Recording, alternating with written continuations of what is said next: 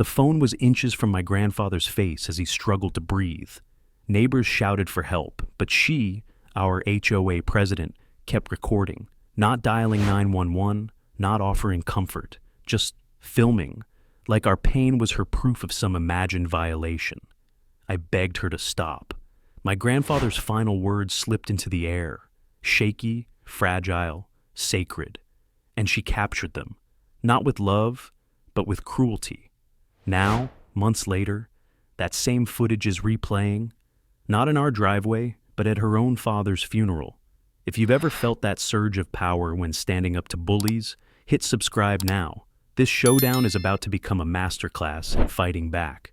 My name is Daniel Reyes, and if you'd asked me 5 years ago what I do, I'd have said, I'm a carpenter. I build things. Simple as that. Wood is honest. You measure twice, cut once. You shape it with patience, respect its grain, and it will hold the weight of generations. My grandfather taught me that. He built the very house I live in now. The beams creak because they're old, not because they're weak. And when I run my hand across the banister, I can still feel the grooves of his work from 70 years ago. This house isn't just walls and roof. It's family history nailed into every joint.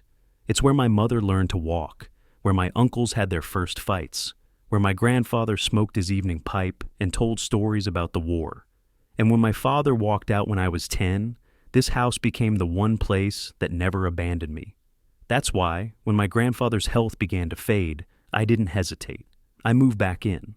I wasn't just helping him, I was preserving us. Every memory, every brick, every breath. You need to understand something about my grandfather. He wasn't a man who asked for much. A war veteran, yes, but more importantly, a man who believed in fairness. He fought not for medals, but for decency. Respect the people around you, Daniel, he'd say. And if someone disrespects you, don't bow your head. Look them in the eye, make them see you. That lesson stuck. It's why I can't just sit back when people abuse power. I've worked too many jobs under bosses who demanded silence while they cut corners. Too many late nights fixing the damage other people's arrogance caused. But in my own neighborhood, in the house my grandfather built, silence was never an option. See, Karen, our HOA president, likes to think she owns this community. She hides behind bylaws and fines, as if the ink on paper makes her queen of our lives. But she's never hammered a nail in her life. She's never cared for an elder through a stormy night. She's never seen how fragile dignity becomes when someone you love starts forgetting names, forgetting faces, forgetting their own breath. I've lived that. I've fought that. I know what it feels like to hold your grandfather's hand when he asks you the same question 3 times in a row because the tumor pressing against his brain won't let him hold on to answers anymore. And I know what it feels like to fight for one last good season, just one, where he can sit on his porch, watch the leaves change, and smile at the land he gave his life to. That's why I fight. Not because I enjoy conflict, not because I think I'm smarter than everyone else, but because this house, this porch, this man, they're sacred. And when someone disrespects them, it cuts deeper than a fine or a letter. It feels like they're spitting on my grandfather's legacy. I grew up learning how to fix things with my hands, but some things can't be fixed with nails or glue. Some things have to be defended. And when Karen began circling like a vulture, scribbling notes, snapping photos, telling neighbors she was just keeping the community in line, I recognized the pattern. I've seen it in men who bullied me as a kid, in supervisors who used fear to hide incompetence. And my grandfather, frail as he was, saw it too. He'd shake his head and say, Daniel, don't let her push you. This is our home, your grandmother's rose bushes, my hands in these beams. Don't you dare let her erase us. So, when Karen targeted us, I wasn't just another homeowner fighting an HOA. I was a grandson standing guard over his family's last chapter. I was a builder protecting the structure that raised me. And I was a man carrying the weight of a promise that my grandfather's final years would not be poisoned by someone else's hunger for control. That's who I am. That's why I fight. Because some people see rules as weapons, but I see my family's dignity as sacred ground, and I'll dig my heels into that ground until the very end. If there's one thing you need to understand about Karen, it's this. Nothing she does is random.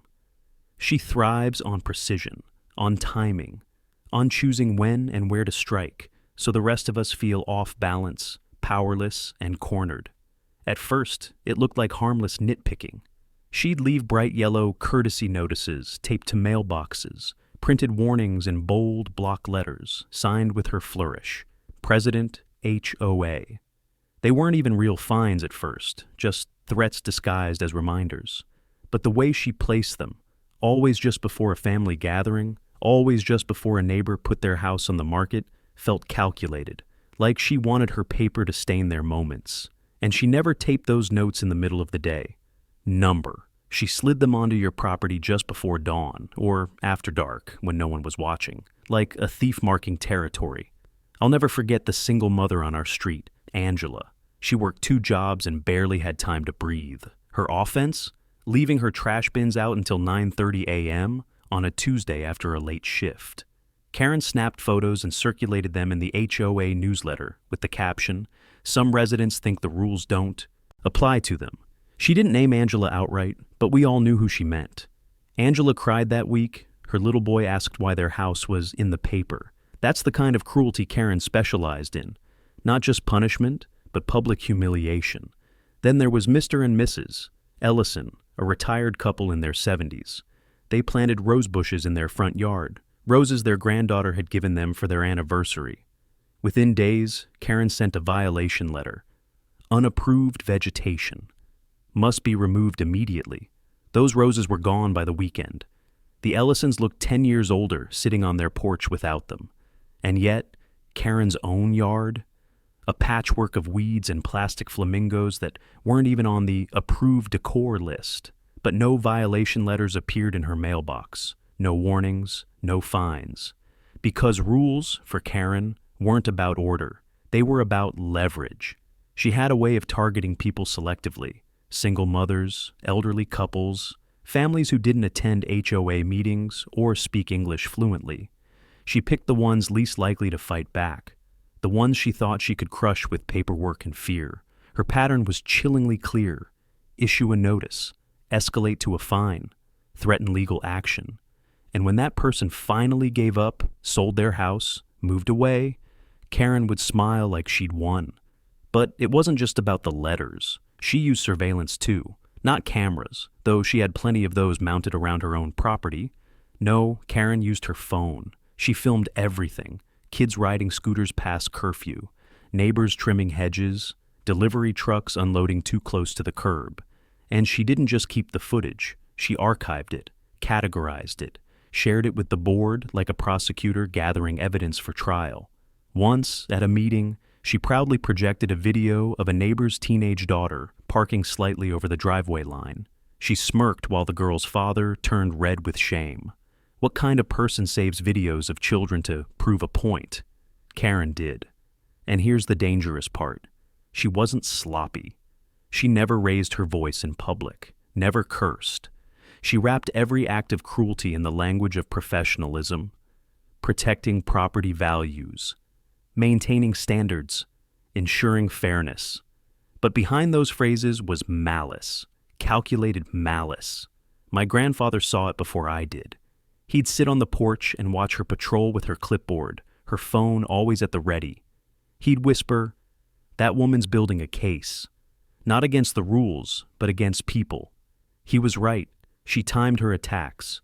If you were late on a payment, she pounced. If you looked tired, if your house looked a little worn, she circled. She smelled weakness like a predator. And when you resisted, she doubled down. One neighbor, Robert, dared to confront her. He told her to stop trespassing on his lawn to take photos.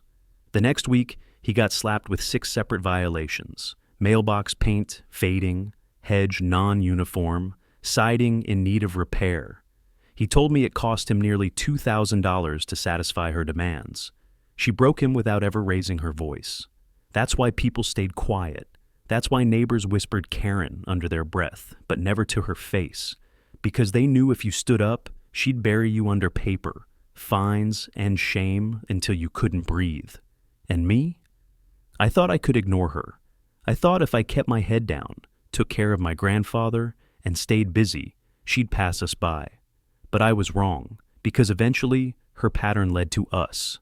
Her camera pointed at our home, her letters with our names, her whispers about violations connected to my grandfather's failing health.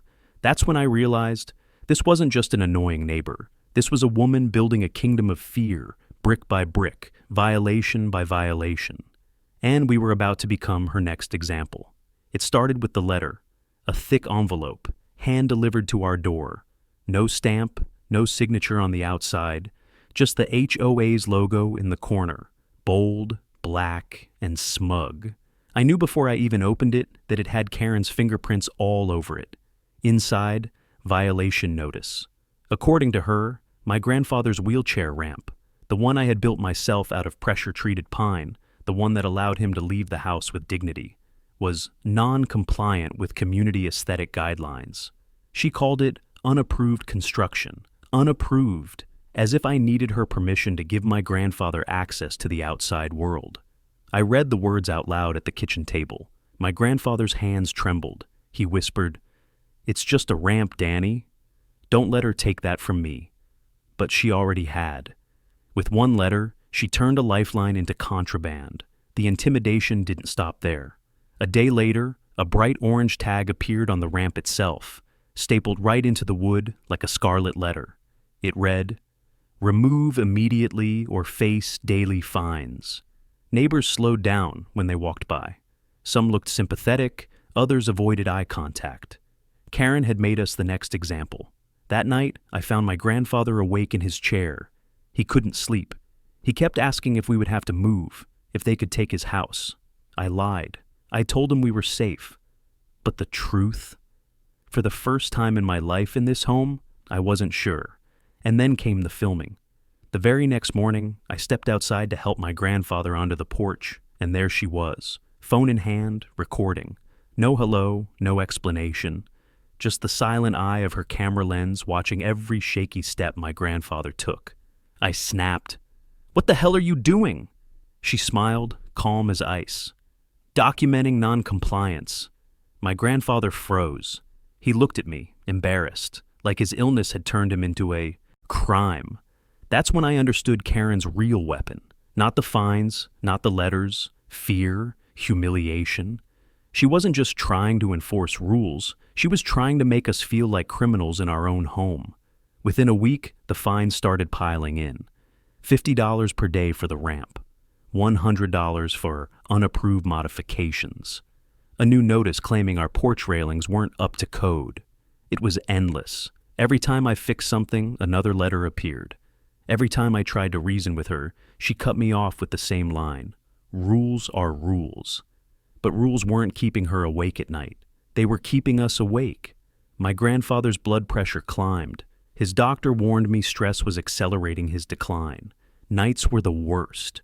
He'd wake up thinking he heard voices outside. Karens, the boards, men with clipboards. I'd check the windows, the locks, reassure him. But I felt it too. The constant sense of being watched. And we were. Because she never stopped recording. If we sat on the porch, she filmed. If a nurse came by to check on my grandfather, she filmed. Once, she even leaned out of her car window while driving past just to get another angle. It wasn't just harassment anymore. It was invasion. The emotional cost was heavy. My grandfather started refusing to leave the house. He said he didn't want to give her more evidence. Imagine that.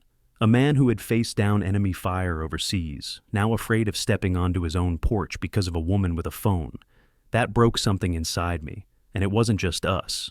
My nieces, who used to visit every weekend, stopped coming. Their parents didn't want them exposed to the tension, to Karen's camera. One of them asked me, "Uncle Danny, are we in trouble?" Children shouldn't have to whisper that in their own grandfather's home. That was the moment the fear shifted into anger. Because the first strike wasn't about a ramp or a rule. It was about control. Karen had chosen her moment. She thought we were weak, an old man and his grandson. She thought she could intimidate us into silence like she had done to everyone else. But she underestimated something. My grandfather had spent his whole life teaching me how to stand tall.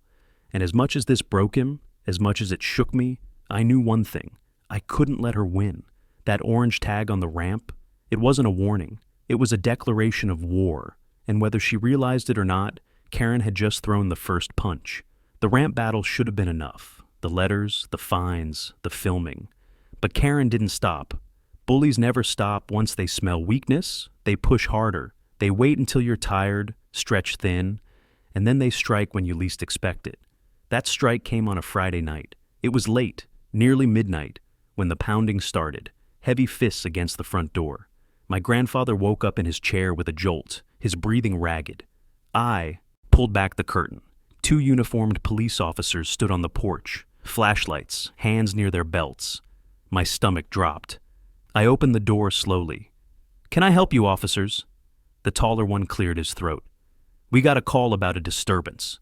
Report of yelling, threats, possible abuse of an elderly resident." I froze. My eyes darted to my grandfather, who was pale, confused. His hands clutched the arms of his chair like the world had tilted sideways. "Abuse?" I repeated. My voice cracked between shock and rage. "Who told you that?" They wouldn't answer, but I didn't need them to. Karen. Of course it was Karen. She'd weaponized the police. The shorter officer stepped in, scanning the living room like we were suspects in some crime. "Sir, is this man safe here with you?" My grandfather, bless his heart, tried to speak up. "This is my grandson. He takes care of me," but the words came out slurred, his illness twisting them into half-syllables. The officers exchanged a look, doubt, suspicion. I felt my blood boil. She'd planned this perfectly. She knew his illness made his words unreliable. She wanted him to look like a victim, and me to look like the villain. "Gentlemen," I said, my voice shaking, "my grandfather has late-stage cancer. His speech is affected. He's not being abused. He's loved. You've been lied to. But the damage was done. The whole block was awake. Neighbors peeked from curtains. Porch lights blinked on. And there, across the street, parked under a tree, Karen's car. I saw the faint glow of her phone screen. She was recording. Humiliation. Fear. That was her currency. And she was spending it freely. The police finally left, muttering apologies, but leaving the warning hanging in the air. "If another call comes in, sir, we'll have to involve social services." My grandfather's dignity shattered in that moment. He whispered, "Danny, am I a burden?" I swear those words cut deeper than any blade. I knelt beside him, gripping his hand. "No, Grandpa, you're the reason I'm still standing. Don't you ever think otherwise," but inside, I was shaking, because Karen had crossed a line. It wasn't about fines anymore. It wasn't about ramps or paint or hedges. She'd turned my grandfather's life into a weapon. She wanted to make him collateral damage. That night, I barely slept. Every sound outside, every creak of the house, set me on edge. I kept replaying it, the knock, the flashlights, the look of suspicion in those officers' eyes, and the glow of her phone screen in the dark. But here's the thing about Karen's arrogance. It blinded her, because she didn't know what I knew. She didn't know about the security cameras I'd installed around the property a month earlier. I'd put them up quietly, partly to keep an eye on Grandpa when I stepped outside, partly because of her constant stalking. And those cameras, they'd caught everything. The night of the false police call, one of the cameras captured Karen walking from her car to the edge of our driveway, phone pressed to her ear. Her lips moved, her eyes locked on our house. Minutes later, the cops arrived. Another camera caught her filming from her car while the officers questioned me. Her smirk illuminated in the glow of the screen. Proof. Evidence. But in that moment, all I felt was fear. The fear of losing my grandfather to stress faster than to illness. The fear of being dragged into court for crimes I didn't commit. The fear of being powerless in my own home. The emotional toll was brutal. My grandfather's blood pressure spiked. His doctor warned me again. Whatever's happening at home, it's killing him faster than the cancer. My nieces stopped visiting altogether. Their parents said it was too much. The cops, the cameras, the constant tension. The house felt like a fortress under siege. Every knock on the door made me flinch. Every letter in the mailbox felt like a landmine. And that's exactly what Karen wanted, to isolate us, to make us afraid to breathe without her permission. But what she didn't realize was this. Fear sharpens you. It burns away hesitation. It makes you stop hoping someone else will step in and forces you to act. Because while she was busy recording her little victory, I was already planning my counterstrike. The footage from my cameras was gold. The timestamps lined up perfectly with the police dispatch records. Her voice could be faintly heard on one of the audio tracks, muttering details that matched the false report. And best of all, one of my neighbors, Mr. Patel, who lived 2 houses down, had seen her pacing by her car that night, phone to her ear. She thought she had turned the community against me. What she didn't know was that some of them had finally had enough of her. The breaking point wasn't just mine, it was the neighborhood's. Because while Karen wanted us to feel powerless, her cruelty had gone too far. She'd shown her hand. And now I had proof. Solid, undeniable proof. The kind that doesn't just protect you, the kind that destroys your enemy. The night of the false police call changed everything. Up until then, I'd been reacting, swatting away her violations, shielding my grandfather, putting out fires she set. But once I realized the cameras had captured her in the act, something inside me shifted. I stopped playing defense. I started building a case. The morning after the incident, I sat at my desk, coffee going cold as I clicked through the footage. Camera 1, the driveway. At 11:48 p.m., headlights sweep across the street, Karen's car. She pulls over under the tree, kills the engine, and sits. The glow of her phone lights her face like some villain in a horror movie. Camera 2, the side yard. At 11:56 p.m., she walks up to the edge of our property, phone pressed to her ear. She looks straight at the house. Her lips move. Seconds later, flashing lights flood the street. Camera 3, the porch. At 12:01 a.m., 2 officers knock on our door. Behind them, in the corner of the frame, Karen's car door slams. She's filming. The timing lined up too perfectly to be coincidence.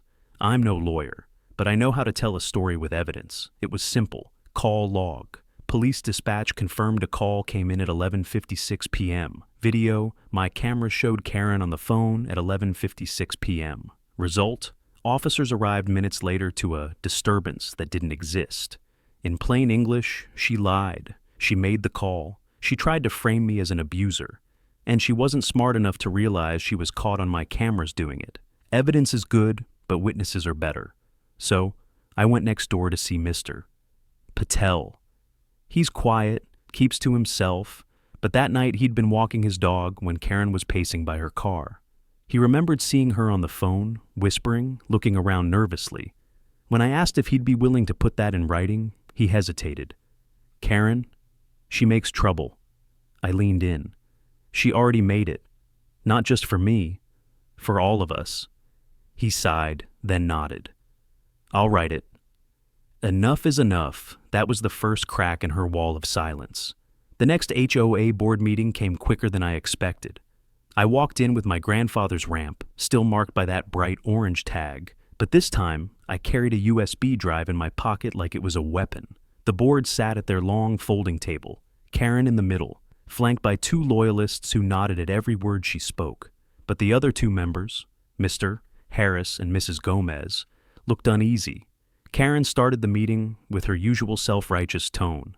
As you all know, we had to involve law enforcement last week due to serious concerns about elder neglect in this community. Murmurs spread through the room. My jaw tightened. She was doubling down. That's when Mrs. Gomez raised her hand. Karen, are we certain about that call? Because I heard some things. Karen's smile faltered for the first time. The evidence speaks for itself. But she didn't have evidence. I did. And in that moment, I realized the tide was shifting. Even her own board was starting to question her. I spent the next week compiling everything. The violation letters. I scanned every notice she ever sent us, highlighting inconsistencies. One accused us of peeling paint on a side of the house that doesn't even face the street. Something impossible to harm community aesthetic. Another fined us for non-permitted construction. But the bylaws never mentioned ramps. The footage. I spliced together a timeline using simple video editing, camera angles, timestamps, police arrival, her filming.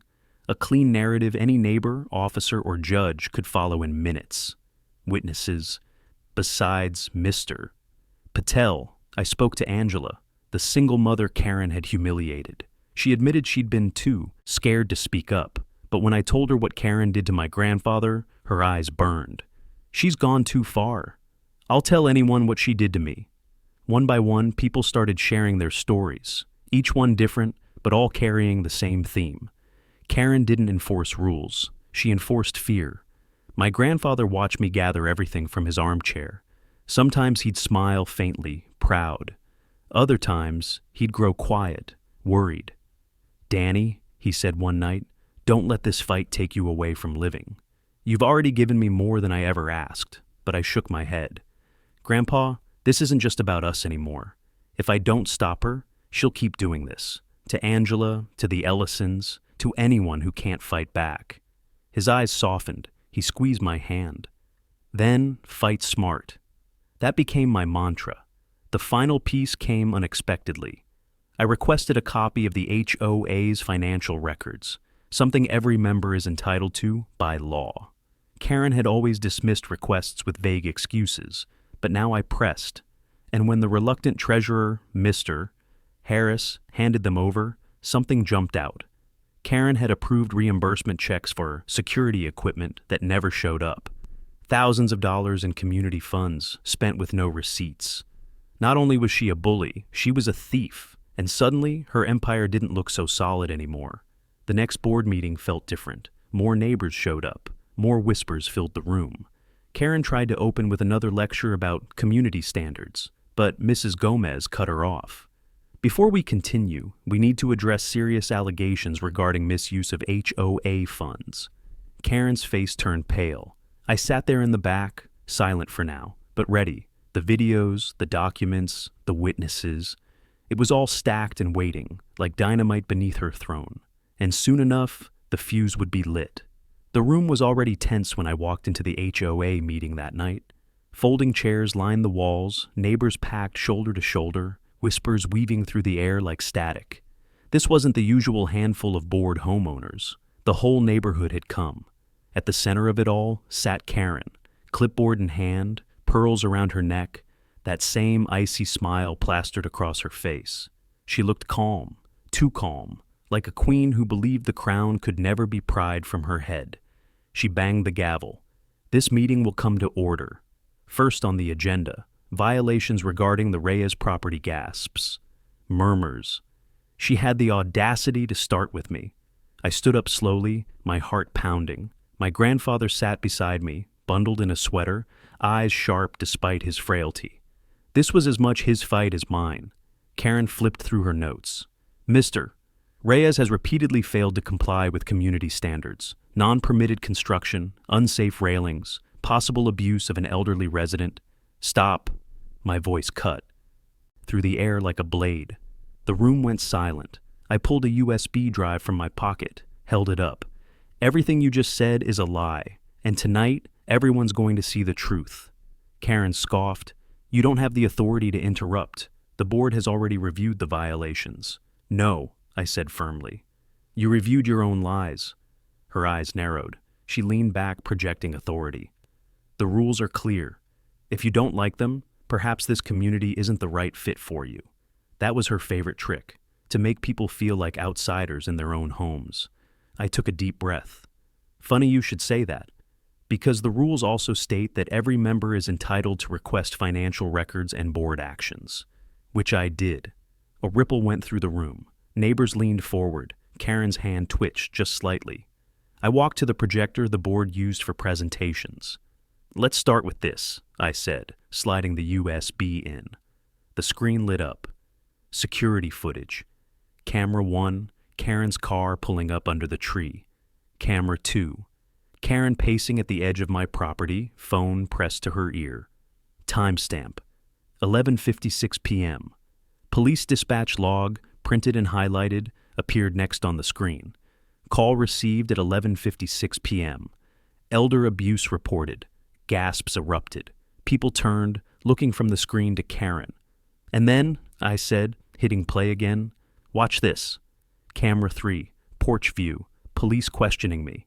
And in the corner, Karen filming, smirking. The room exploded. Voices rose, neighbors whispering, "She set him up. She lied. That poor man. Karen's face turned red, but she forced a laugh. This is taken out of context. Anyone could have made that call. Really? I asked. Because Mr. Patel saw you pacing by your car that night, phone in hand. He's here tonight. Aren't you Mr. Patel? Mr. Patel stood nervously. I saw her. I'll swear to it. The room broke into applause. Karen slammed her clipboard on the table. This is slander. None of this is admissible. I cut her off again. Then let's talk about something that is admissible. Money? I clicked to the next slide. The HOA's financial records. Highlighted entries showed thousands spent on security equipment that never arrived. Reimbursement checks signed by Karen. No receipts, no documentation. Mrs. Gomez, one of the board members, leaned into her microphone. Karen, we asked you about those purchases last month. You told us everything was accounted for. Karen's face went pale. She stammered. Those records must be incomplete. But the room was already buzzing. Words like fraud and embezzlement hissed through the crowd. I wasn't done. Neighbors, I said, raising my voice above the noise. This isn't about a ramp or paint or trash bins. This is about abuse of power. She finds who she wants. She humiliates who she wants. She fabricates calls to the police. And she steals from all of us while pretending she's protecting property values. I turned to Karen, locked eyes. You tried to make my grandfather into a criminal. But the only criminal in this room is you. The crowd erupted again, louder this time, unified. For the first time, Karen's mask cracked. She slammed her gavel, her voice shrill. This meeting is adjourned. But no one moved. Mrs. Gomez stood. No, Karen. You don't get to adjourn. You don't get to silence us anymore. As of this moment, I motion to remove Karen as president of this board. Mr. Harris seconded. All in favor? Hands shot up around the room. Board members, neighbors alike. The chorus of "I" was thunderous. Karen shouted, You can't do this to me. I am this board. But it was too late. The vote was unanimous. Mrs. Gomez took the gavel from her trembling hand. You are hereby removed from your position, pending legal review of these records. The police officer in the back, who had been quietly observing, stepped forward. And you'll be coming with me tonight. We'll need to ask you some questions about those false reports. The look on her face was priceless, a mix of rage, disbelief, and fear. The queen had been dethroned. As the officers led Karen out, the room broke into applause. Neighbors who'd been silent for years finally exhaled. Angela hugged me. The Ellisons wiped tears from their eyes. And my grandfather? He squeezed my hand, whispering with all the strength he had left. You did it, Danny. You made them see. In that moment, the fear evaporated. The shame, the humiliation, gone. What replaced it was something stronger. Relief. Not just for us, for everyone. Because the reign of HOA Karen was finally over. The house felt lighter after that night. For months it had been suffocating. Every letter in the mailbox a threat. Every shadow at the window a suspicion. But when Karen was removed, it was like the walls could breathe again. My grandfather could breathe again.